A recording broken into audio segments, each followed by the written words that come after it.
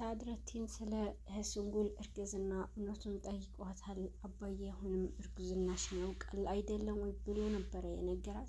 በዚህ ጊዜ እሷም አዎ ብላለች፣ ግን መፍጠን አለብን ብላለች። ሳድረቲን እና ሱንጉል የሰሩት ከባድ የሆነ ለአባቱ የዋሹትን ውሸት አለ።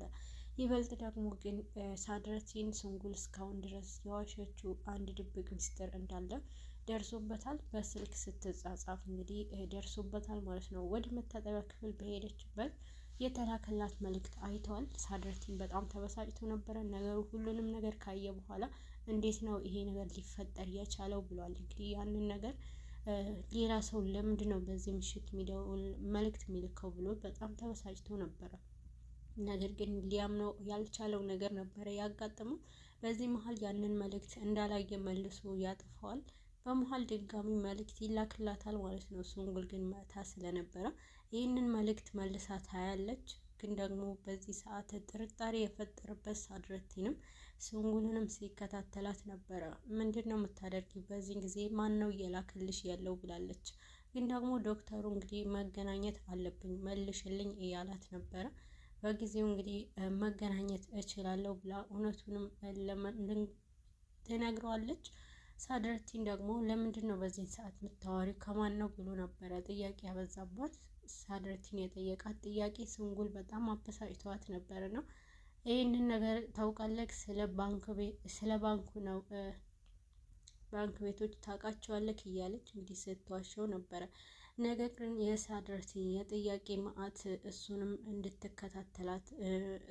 እንዲከታተላት አድርጎታል።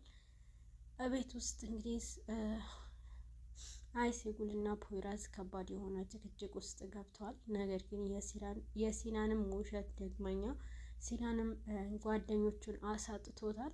ጓደኞቹንም የሚወዳትንም ፔሌን ለማግኘት የውሸት ልደት ስላቀረበ እና ደግሞ በዚህ መሀል እንግዲህ ሰዎችንም ጠርቶ ነበረ። ቤተሰቡ ቤት ውስጥ የተደገሰው ድግስ እንግዲህ የውሸት እንደሆነ ሁሉም ከደረሰበት በኋላ ሲናን ግን በጣም አዝኖ ነበረ። ግን ደግሞ አይሴጉልም ሲናን ላለማሳዘን ቁጭ ብላ ነበረ። ግን ፖይራዝን ከአባቷ ጋር ከተገናኘ በኋላ አይሴጉል በጣም ተናዳበታለች።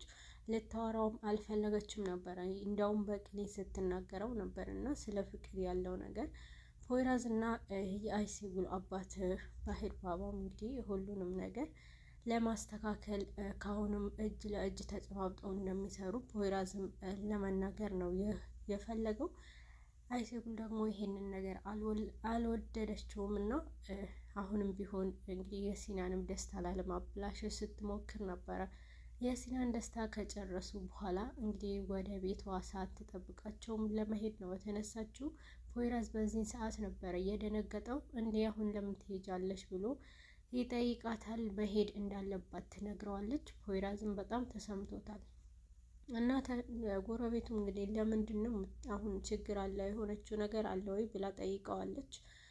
ግን ደግሞ አይ እኔ ነኝ ችግሯ እያለ ሲነግራትም ነበረ።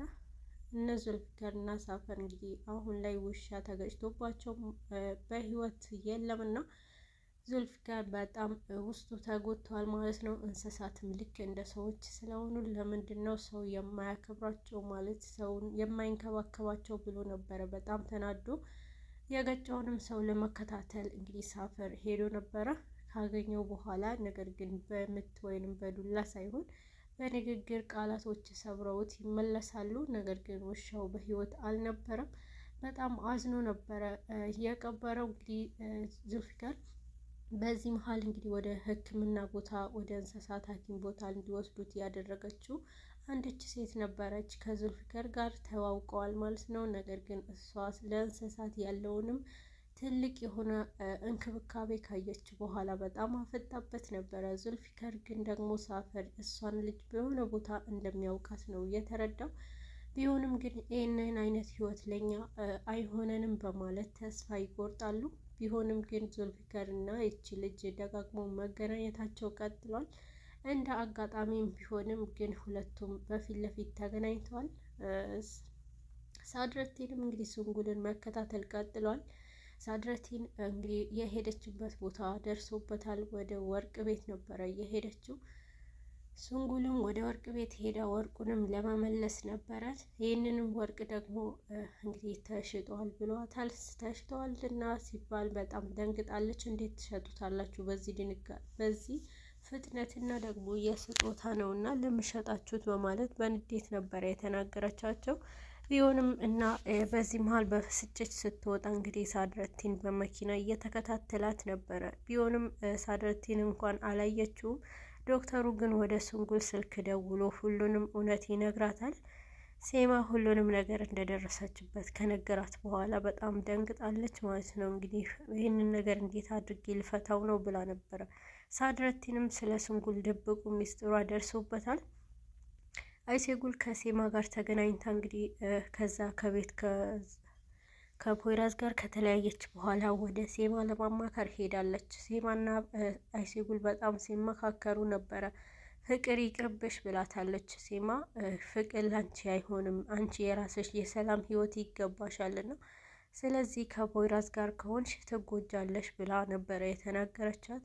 በዚህ ጊዜ እኔና ፖይራዝ በጣም እንፋቀራለን ብላለች አይሴጉል። ግን ደግሞ ምርጫ እንደፈለጉት ሊሆን አይችልም ብላለች። ሴማ ደግሞ ይህ ነገር ደግሞ አባቴ ከኔ ለመውሰድ ነው ፖይራዝ እየጣረ ያለው ብላለች። እንግዲህ አይሴጉል በጣም ተናዳለች ማለት ነው። ቢሆንም ሴማ አንቺ ትጎጃለሽ፣ አባትሽ በመጨረሻ ማሸነፉ ስለማይቀር ስለዚህ አንቺ ከአባትሽ ጋር እልህ ውስጥ እንዳትገቢ ብላ ነበረ ሴማም አይሴጉል የመከረቻት። ነገር ግን ጥንካሬሽን ተጠቀሚበትና ለብቻሽን ብዙ ጠንካራ ጥንካሬ ጉዞሽን ጀምሪ ብላታለች።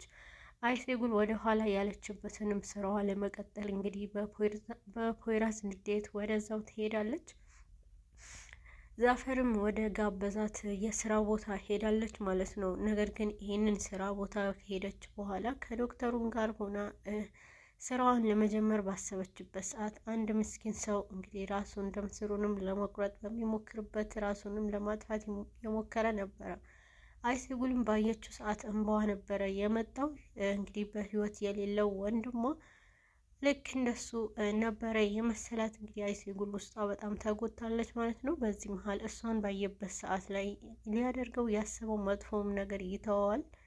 በመሀልም እንግዲህ አሁን ላይ ስለ ሳድረቲን ድብቁ ሰው ሲገል የተቀረጸው ቪዲዮ ወደ ሙንታዝ ደርሷል። ዛፈርም ወደ ሙንታዝ አድርሶታል ማለት ነው። ነገር ግን ይህንን ቪዲዮ ወዴትም ወደ አንተ የተላከው እንድትጨርሰው ነው፣ ስለዚህ በቁጥጥር ስር እንድታውለው ብሎ ነበረ የተናገረው። እንግዲህ አሁን ላይ ሙንታዝ በሁሉም ሰው በጭንቀት አስገብተውታል። ፖይራዝ ደግሞ ወደ አይሴጉል ስልክ ደውሏል። ስልኩን ደግሞ አልመለሰችለትም ነበረ። ቢሆንም ግን እሷንም ተስፋ አልቆረጠም። ወደ እሷ ሊያገኛት የሚችልበት ቦታ ቀጥሯታል። ፖይራዝና አይሴጉል እንግዲህ ተገናኝተዋል። ቢሆንም ግን ቢገናኙም ከባድ ጭቅጭቅ ውስጥ ነበሩ።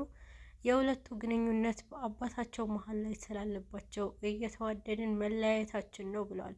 የአይሴጉልና የፖይራዝ ከባዱ የሆነ የፍቅር እንግዲህ ነገር አሁን ላይ ከባድ የሆነ ነገር ላይ ገብተዋል ማለት ነው። በዚህ መሀል ሴማ እንዳለቻት ፖይራዝንም እስከ መጨረሻው ለራሷ ሰላም ስለምትፈልግ እንግዲህ ፖይራዝም እኔ እናንተ መለያየት አለብን የሚል ነገር ለማድረስ ነው የደረሰችው።